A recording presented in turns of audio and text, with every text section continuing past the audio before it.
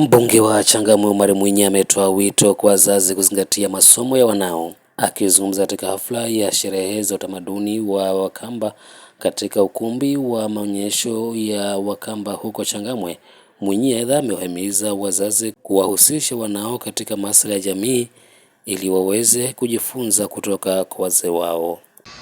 Zamani ilikuwa wazazi wanaweka shamba zao rehani ama wanauza kusomesha mtoto wao mmoja wa kiume ama wa kike ambaye yuko mbele, kwa sababu akishasoma atakuja kusomesha wale wenzake nyuma yake.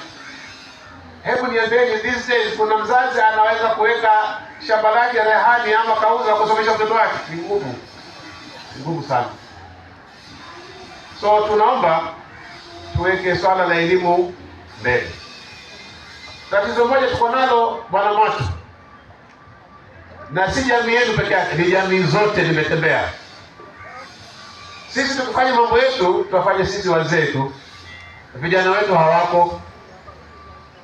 Sasa unaona yale mambo yote tunazungumza wao hawajui. Kwa hivyo haya tunayofanya hapa tufanye sisi wazee, lakini watoto wetu hawako hapa, so they are not learning anything from us. We need to do something, Bwana Mwatu, to include our youth katika mambo yetu. Mwinyi amesisitiza umuhimu wa kuzingatia mila na tamaduni ili kuhakikisha watoto hawapotei katika masuala potovu. Utamaduni unamfanya mtu ajijue yeye ni nani mwanzo, na mila zao ni gani na desturi zao, ili aweze kuwa anapoingia mahali popote ajue anakuwa yeye kama kioo cha jamii ya ile kabila yake.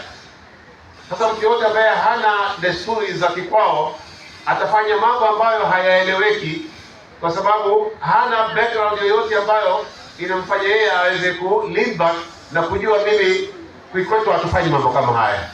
And that is why today unaona watoto wetu wanafanya mambo ambayo hayalingani na mila na desturi zetu, na si jamii ya Wakamba, ni jamii zote across. Hata juzi nilikuwa na Memon Group wamekuwa na function, nikawauliza wapi vijana wetu, wasema kweli hapa tumefanya makosa. So naomba siku nyingine tuwe tuna include hawa vijana wetu na wasichana wetu katika mambo yetu, ili wasome haya ambayo sisi tunafanya hapa. Maonyesho hayo ya jamii ya Wakamba ambayo yanahusisha uchongaji yanatarajiwa kufika kikomo hapo kesho Jumamosi. Ali Vincent, Benvin TV.